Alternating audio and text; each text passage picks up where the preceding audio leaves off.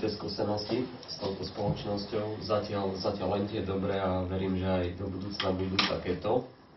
Ja, ako som to aj písal v tomto hodnotení, určité veci a postupy ohľadom obchodov už boli pre mňa známe, ale rád som si ich zopakoval a samozrejme som sa dozvedel tiež nejaké novinky pri predaji, na čo dozerať, ako riadiť a kontrolovať obchodných zástupcov alebo u nás inzertných manažérov.